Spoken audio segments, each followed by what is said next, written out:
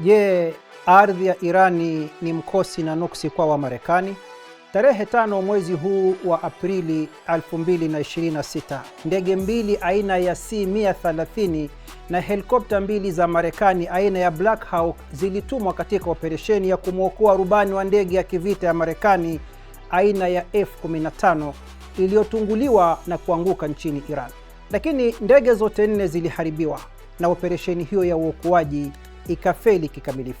Siku mbili kabla ya tukio hilo, ndege ya kivita ya Marekani aina ya A-10 na helikopta nyingine mbili zilitunguliwa katika anga ya Iran. Hii si mara ya kwanza tukio kama hilo kutukia hapa nchini.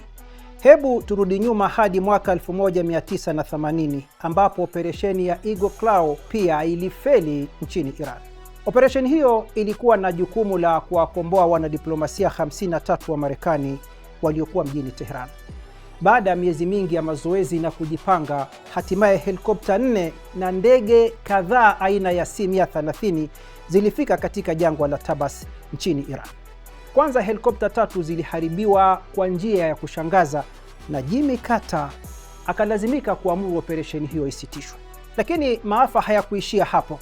Dhoruba ya mchanga ilianza kuvuma kwa kishindo. Wakati wa kurudi nyuma, helikopta moja iligongana na ndege ya kujaza mafuta. Askari wa Marekani walilazimika kuacha nyuma maiti za wenzao pamoja na zana za kivita na kukimbia zao. Lakini je, matokeo yalikuwa vipi? Askari 8 walikufa, ndege ya usafirishaji na helikopta moja zikaharibiwa na helikopta nyingine 5 zikatelekezwa na kuachwa nyuma katika jangwa la Tabas. Wakati huo gazeti la Time liliandika kwamba tatizo halikuwa dhoruba pekee. Kutokuwepo utaratibu na mpangilio mzuri vimeharibu operesheni hii.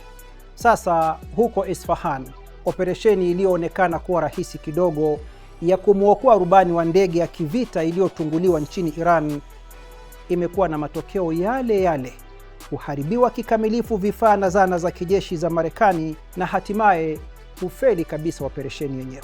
Kwa maneno mengine, tunaweza kusema kwamba Donald Trump aliingia katika mzunguko ule ule wa gharama kubwa bila ya kuwa na ufahamu sahihi wa jiografia na uwezo wa Jamhuri ya Kiislamu ya Iran.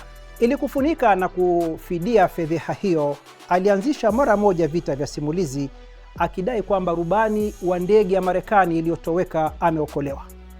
Lakini picha zilizosambazwa zinasimulia kisa tofauti kabisa. Swali linalojitokeza ni kwamba kwa nini Wamarekani hawakuwahi kufanya mashambulizi makubwa ya moja kwa moja dhidi ya Iran katika kipindi chote cha miaka 47 iliyopita? Baadhi ya wachambuzi wanaashiria suala linalojulikana kama hatua ya kuzuia hujuma kioperesheni, ambapo gharama ya kuingia vitani huongezeka ghafla na bila ya kutabirika. Huenda jibu liko hapa hapa. Irani sio jiografia tu, bali ni mlingano mgumu na wakale.